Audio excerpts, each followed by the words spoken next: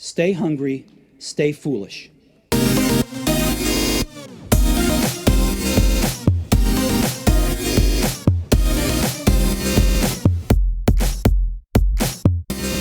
Our guest today argues that everything is changing fast apart from how we behave.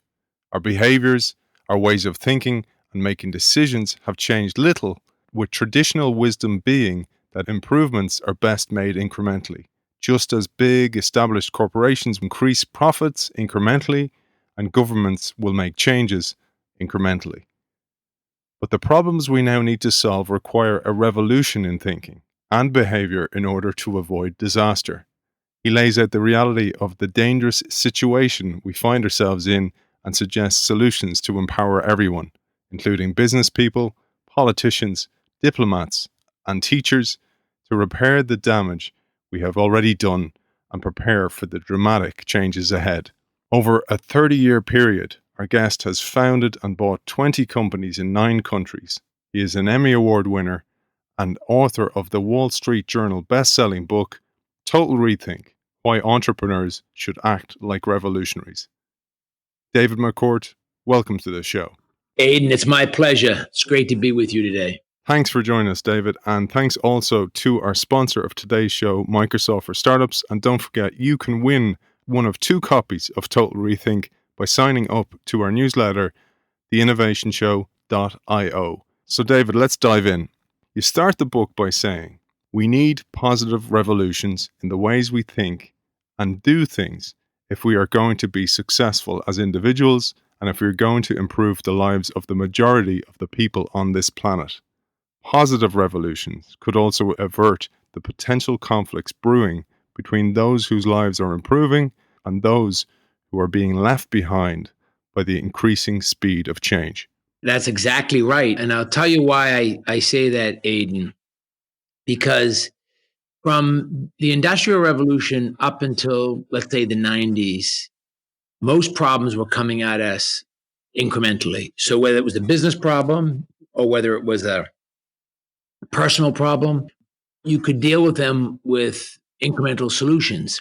Today, everything is moving so fast and the problems are coming at us so fast, you need to blow up the model and rethink everything. And if you don't use words like revolutionary, you can't get people to think big enough because people are usually afraid to think really, really big. They want to think in an incremental way. They want to think in small steps because it's easier on them. It's less scary, but it just doesn't work. I was reading the reviews on Amazon on my book, and there was, I was very blessed and humbled by all the good reviews, but there was one review and someone said, anybody that talks about revolution and Che Guevara, I'm going to throw his book out, So it wasn't, I'm not suggesting that we need an armed revolution to take over civilized world, but I am suggesting that we have to think in a much more revolutionary way, in a much more entrepreneurial way.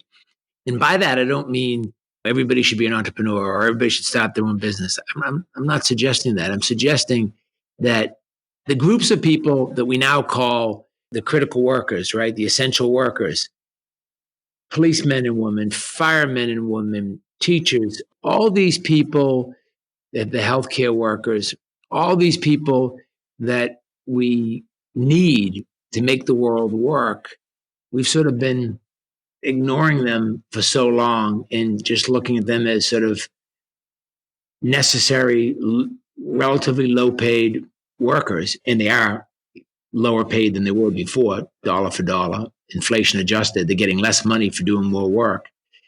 But that's another problem.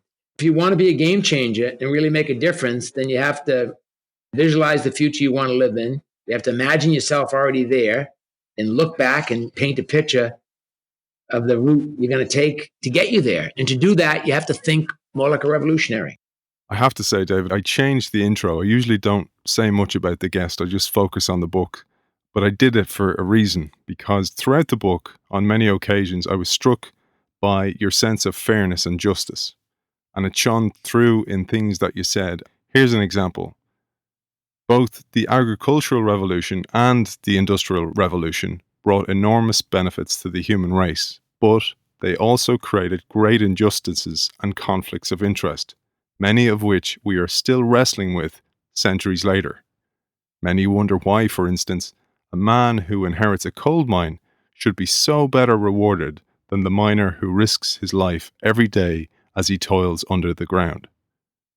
Why should land that once belonged to everyone be stripped of trees and parcelled up to become the property of one farmer or one person with the wealth to invest, as happened in the agricultural revolution?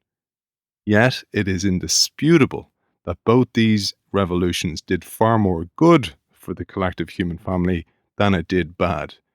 We're entering into mass disruption, mass change, and the gaps are going to get even bigger. Look, life is unfair, so I'm not suggesting that we're going to be able to fix all the parts of life that are unfair, because that's just the way the world works. However, as we progress as a society, we've sort of lost touch with the fact that businesses are supposed to make a profit and contribute to the communities they do business in.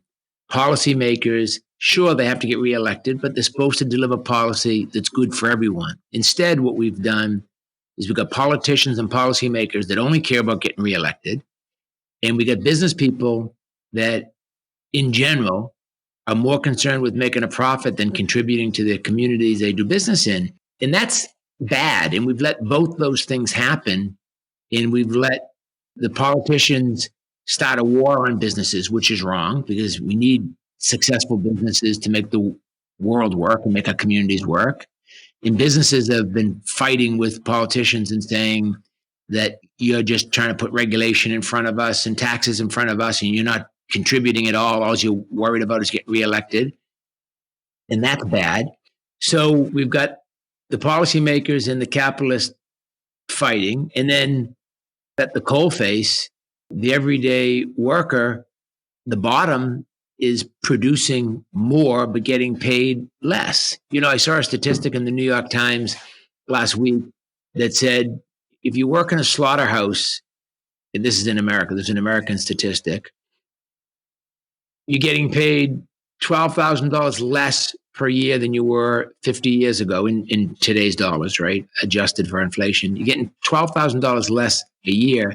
You're producing 3 times as much output.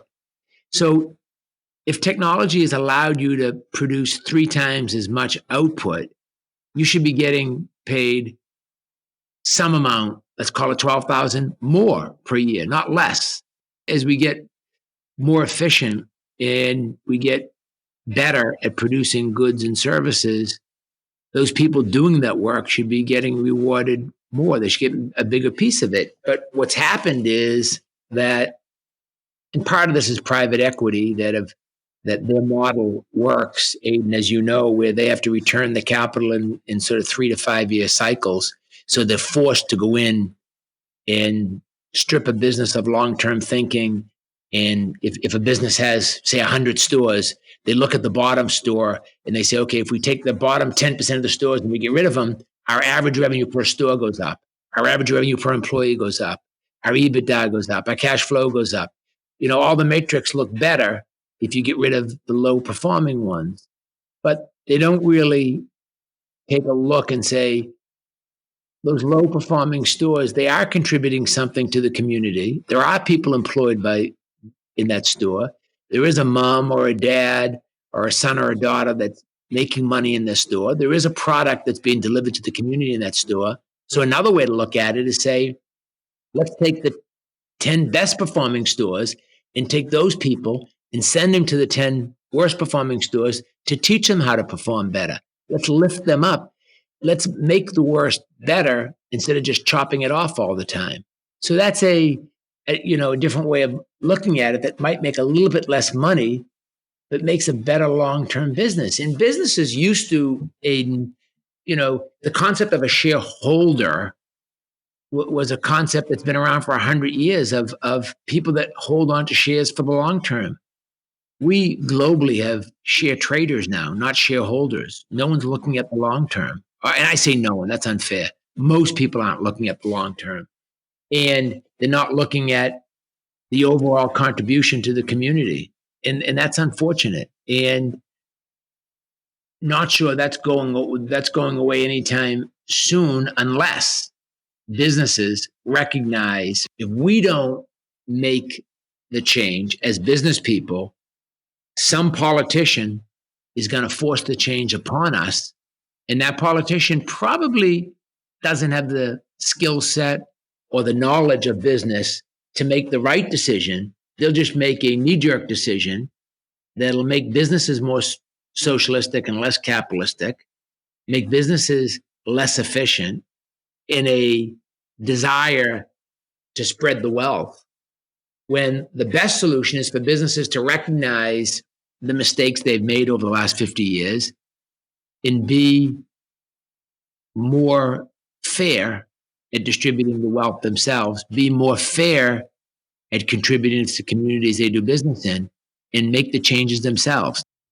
There's something you said in the book, David, that reminded me of the old concept of organizations. Now, bearing in mind this was the Industrial Revolution, those type of times. Here in Ireland, for example, we had the Guinness family, and you had organizations then like Unilever and Lord Unilever. They built the business from scratch, but they also gave back to the community. For example, they built housing and they built communities, etc. And I mention that to say taxation brackets and taxation is a kind of a one-size-fits-all approach, while some people like entrepreneurs, like the original Guinnesses, for example, or the Lord Unilever, they build organizations or they build businesses that give back to the community. They're creative, they're active, versus a passive investor who makes money from their money. And you say they should be taxed differently. Yeah, absolutely. Look, Aiden, let's say you and I go out and we start a coffee shop, and then we decide that we want to sell that, and we found a hole in the supply chain where we think that we can grind coffee and distribute it to hundreds of coffee shops around Ireland or whatever business we come up with. And we want to sell that one small business and start another small business that we think is going to be bigger. And we think it's going to employ more people. And we think it's going to be more expansive. I just think that should be taxed differently than someone that's buying and selling stocks or bonds or something. I just think that there's got to be some recognition in some break for people who are risking. And you know what it's like to start a business. You have to risk everything. And sometimes, you have to go home and tell your spouse you're putting another mortgage on the house, and you're risking everything. You're risking not only all your hours, your nights, your Saturdays, your Sundays, your holidays, you're risking all your money. And if it works and you're able to employ 5 or 10 people, and then you have another idea that might employ 20 or 30 or 40 or 50 or 100 people, I just think there could be some thought into an entrepreneur or a small business tax scheme that's different than people that are buying and selling passively. As you said, it used to be when business first started, businesses always knew that they were there to make a profit and to contribute to the community. And you use Unilever and Guinness as examples. Now, I think employees are treated as commodities more and more. And hence, the employee then treats the employer as a commodity, and they change jobs quicker for an extra 5p. They change jobs. So that sense of community within the company and the sense of the company contributing to the community they do business in has gone away to a certain extent. And we need to bring that back, Aiden, because like I said earlier, if we don't make a change as business people, some policymaker will be forced to make a change for us, and they won't be as equipped they won't have the arrows in their quiver or their tools in the toolkit to make those changes because they've never been in business. But they'll have to do the best they can, and they'll make, unfortunately, some of the things they'll do is around sound bites to get reelected as opposed to really trying to solve the problem. But it won't help business, and it won't ultimately help solve the problem long term. It will be a short term fix. You got Bernie Sanders in the States that, always talks about tearing down the top 1%. We need politicians to stop talking about tearing down something and talk about building up something. We need to focus on building up the bottom more than tearing down the top. And that's a better talk track that everybody can get around. Let's solve the problem by building up the bottom. Let's figure out, and we can use that analogy of the 10 shops again. Let's go back and figure out why the 10 at the bottom aren't working and fix them. And let's work from the bottom up. That's sort of the thesis in my book. Coming back to the futility of incremental change, we mentioned this at the top of the show. It's one of your core concepts. You say traditional wisdom has been that improvements in the lot of the poor are best done incrementally, day by day, month by month, year by year. It is the same principle as the one followed by established corporations when they are planning to increase their revenues and profits incrementally, a few percentage points each year. Conservative by nature because they have a lot to protect, established corporations try to generate new profits without endangering their existing sources of incomes, which is fine. But it's the way they do so that you highlight here, because organizations do need to protect today because that's what fuels tomorrow. But it's by cutting costs and shrinking their workforces rather than being bold and trying out new initiatives or creating new businesses that really frustrates you. And I hear you here, man, because rather than using the profits to build a new tomorrow, they're whittling away yesterday. So they're actually living in the past rather than living to a vision of what tomorrow could bring. If we look globally at the problem set, the old jobs, you can talk about really old jobs like coal mining or secretaries. Talk about any of the jobs that have been around. You can make a list of the top 50 jobs over the last 100 years. They're declining at a faster rate than ever in the history of the civilized world. The need for the new jobs are at the steepest slope they've ever been in the last 100 years. But yet the educational system and the training is relatively flat. We train people, we educate people roughly the same way for the last 100 years, but the new jobs that we need around public health and clean energy and digital technology and electric vehicles and remote working and remote health, all these new jobs are at the steepest slope they've ever been. And that just tells you that the problem's going to get worse, not better. And we need a whole rethinking of the education system. We need a rethink of jobs and training. We obviously need a rethinking of public health. We've learned in this coronavirus that public health and the economy are intricately connected. And we know that we're living in a global world now, regardless of, any politician saying that we're not, and then we just got to think about our own country. We're in a global society, so we're only as strong as the weakest link, which is why leadership in rethinking is so critical. And it's also why good connectivity to everyone, a business I'm in, is also so important. You can't run telemedicine if you don't have connectivity to everyone.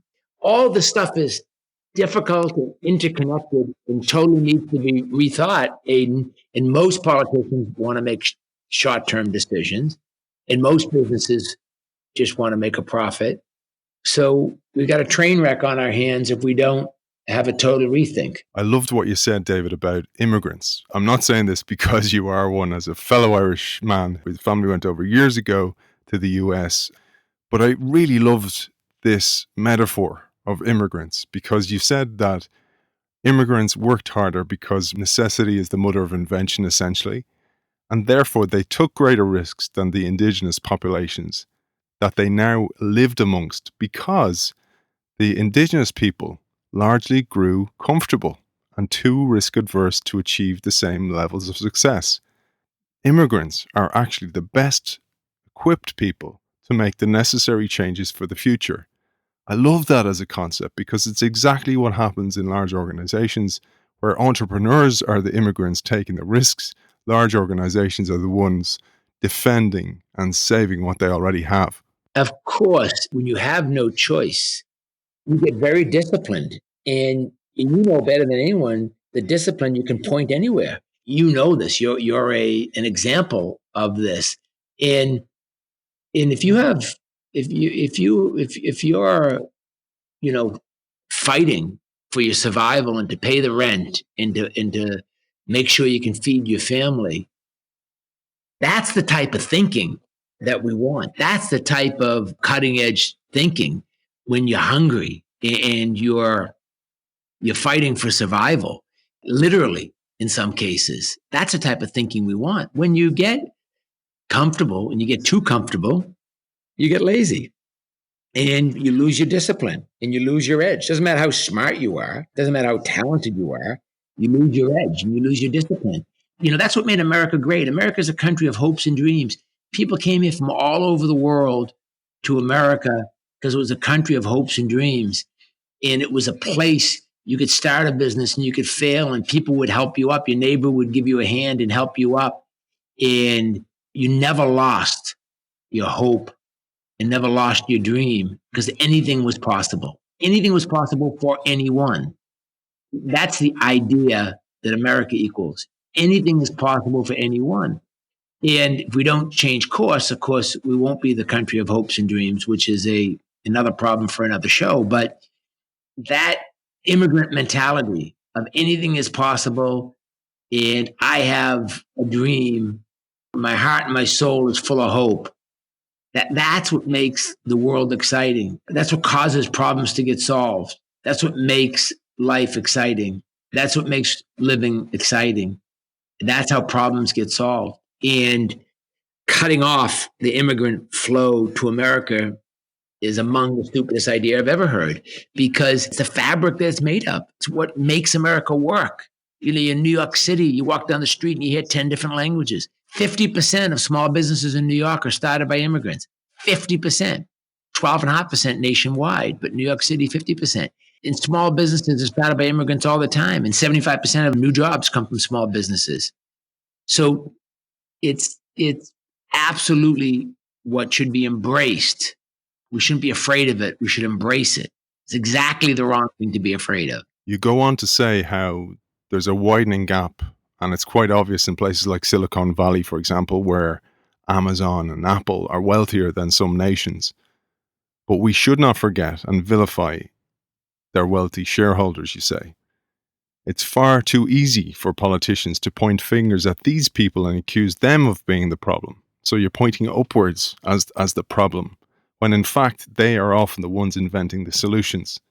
Where the inequality in earnings is less defensible, you say, is when executives who have created nothing, who do not put their own money at risk, are hired to run the big companies and are paid millions of dollars simply for doing their jobs, or in some cases even paid millions of dollars for not doing their jobs. This really got me thinking because I thought about the 08-09 downturn that we just seem to be getting out of, and now I don't know what we're entering into now again. But so many of those executives who got us into that mess and who profited from it escaped scot-free, and it was the middle class and the lower classes who were left to mop up the mess, clean up the mess, experience the consequences, and still are in so many ways. When people talk about rich business people, it really should be two different buckets. People that are hired to run a business that they didn't start. Someone that's hired to run a company is very different from someone who started a company. Someone who started a company and risked everything and risked literally putting food on their table or risked making rent payment. They just risked everything to start a business. Very different than someone that was hired to run an existing company that someone else might have started 100 years ago. And they shouldn't be put in the same bucket. That's number one. And then number two, we have another problem happening in Silicon Valley, which is these tech companies are becoming so big and so powerful that people are starting to rightfully attack them. And where that attack comes from is, and they do fall in, Aiden, they do fall in the bucket of they created their own company, although we're now getting to a second generation. Steve Jobs is come and gone, and we have other people running Apple, and we have other people running Microsoft, and we have other people running some of those companies, and HP, and these companies are now being run by other people. So the amount of wealth they make should be very different than the amount of wealth the people who started those companies. But some of these social media companies and some of these tech companies that you mentioned, like Facebook, where they're going to get in trouble is they're making money off other people's data. And people don't quite understand that, but something about it doesn't sit well with people. And, when I started, I built the first competitive phone company in America. And at that time, the phone number was owned by the phone company. So when I was offering service at 30% cheaper, people would say, yeah, I'd love to buy that. And then I'd say, you have to change your phone number. They were like, I don't know, no interest in changing my phone number. And it took me and hundreds of other people testifying before Congress to get what's called number portability, so that the phone number was actually owned by the consumer. So that took years and years and years of fighting to get that. Well, we also need data portability, where the data is owned by the individual, not by some company, so that if it gets monetized, Aidan McCullen or David McCourt get a piece of however their data is monetized. So that change will come eventually. It'll take longer. It should. The regulators won't understand it. So it'll be changed by some entrepreneur that starts a company where they share the data and they share the value of that data with everyone else. So some of those businesses should share more wealth with their customer base before someone unseats them. And eventually someone will unseat them because of that. That will be their downfall. Just like the monopoly phone companies, their downfall was they wanted to own everything. They wanted to charge you rent for your phone in your house. They wanted to own your phone number. They wanted to own the local cable. They wanted to own the long distance cable. They wanted to charge you a rent on your phone. And they wanted to charge you for your long distance call and your local call. And they didn't want to upgrade the network. And look, for 100 years, the only invention in the phone industry was the move from a dial phone to a push button phone. And then once that monopoly was broken, the phone is in your pocket, does everything. You will see a change in Silicon Valley, and it will take some entrepreneur to embrace that and make a business out of it. We could talk all day, and I'm skipping over loads of questions here, but you've met some brilliant people in your life, from dining in the White House with Ronald Reagan to dining in 10 Downing Street. And one person I'm sure you learned so much from, and a person who became a good friend of yours, was Jack Welch. He achieved remarkable results with General Electric. I quote just this little part to tee you up for this, because I'd love to hear some of the lessons that he taught you. When Jack Welch was CEO of General Electric, the stock value went up 4,000% in 20 years. The company grew from 12 billion to 280 billion as a result of, among other things, his decision to shift into emerging markets. He also cut the number of people the company was employing by more than 100,000 in 5 years. He left in 2001 around the time of the dot-com bust, and at the time of writing this book, GE stock had not moved for 17 years. Soon after, he left the company, and you wrote him a letter saying that you'd like to come and see him. Jack, recently died, as you know, and he was a good friend of mine. We did take the company from 12 billion to 280 billion. And, the guy that took over after him for 17, 20 years, the stock didn't move at all. In fact, it was one of the greatest declines of corporate value we've ever seen. And I know when Jack died, there were a lot of stories in the press about how he had left a bad company and that's why, which is total bullshit. If Jack had been running the company in those 2 decades, he would have changed with the times. So Jack was someone I admired. I wrote him a letter, what's commonly referred to as a cold call. He wrote me back a letter that said, look, thanks for the letter, but I'm too busy to see you. And then in pen, he wrote on the side of the letter, standard, meaning, this is a standard letter. And this letter was in the fall. And the bottom, he said, look, call me after the holidays. Merry Christmas, Jack. So I called him after the holidays and asked him if I'd come see him. And he gave me 4 hours of his time. And I brought a notebook and I said, look, you've had a great 20-year career. I would just like to know everything that you can tell me that's important that you learned over those 20 years, and I'll take notes. And then after that, he became such a good friend and he was so helpful to me. And he was a great business guy. And I know that people were critical of the fact that he cut jobs, but at that point he had to make the company move into the digital age, to make the company move into the next phase. But he spent a huge amount of time training people, and a huge amount of employees left GE to become CEOs of other companies, Boeing and 3M and largest supermarket chain in America and Home Depot and all sorts of companies. He had basically had his own university in Connecticut where they train people and they put people through management courses, and he taught at it himself.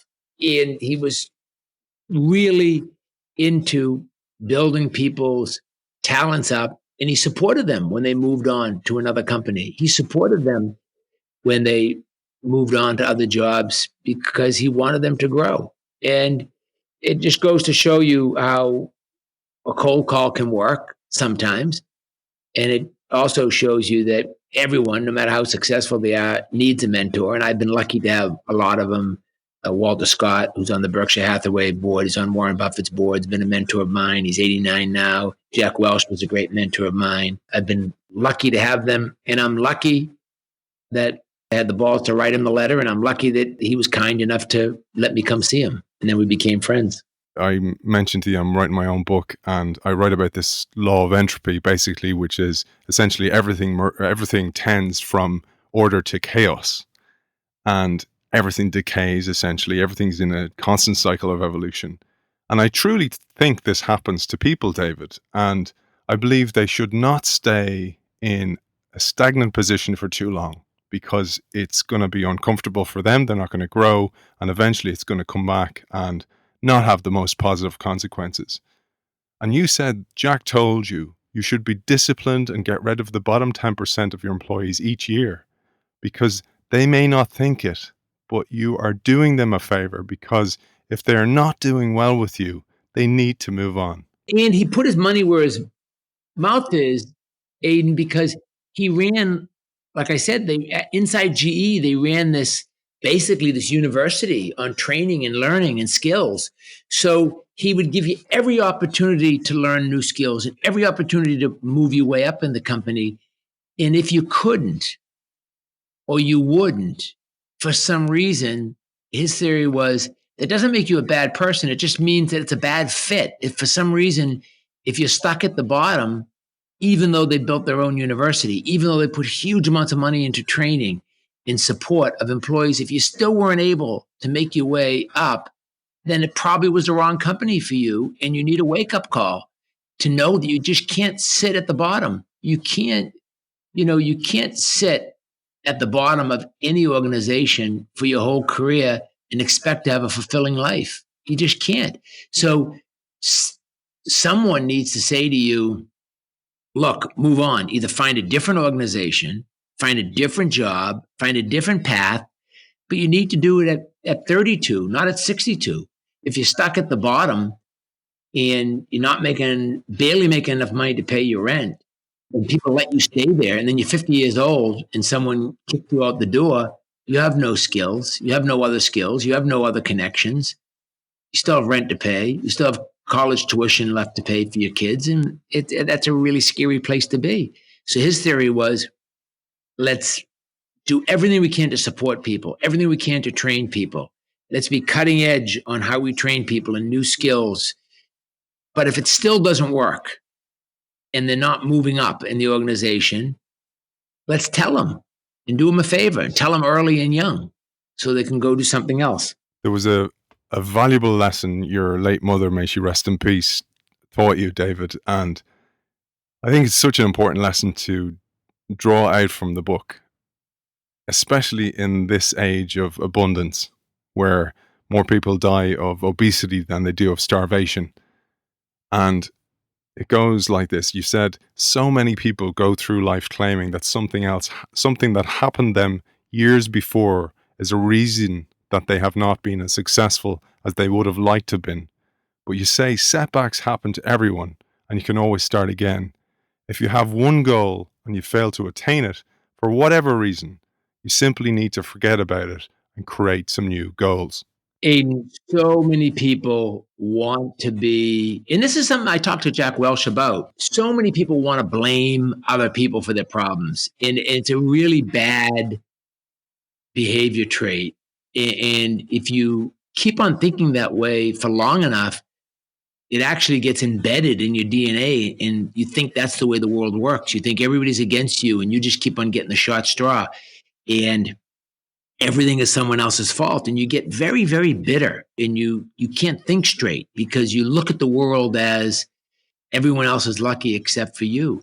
And I recognize that it's not as easy as saying get up every day and pull yourself up by the bootstraps, because some people don't have any boots, to pull themselves up with. So I get that, but the majority of us that are lucky enough and blessed enough to be healthy and, have a roof over our head, that's 99% of the game.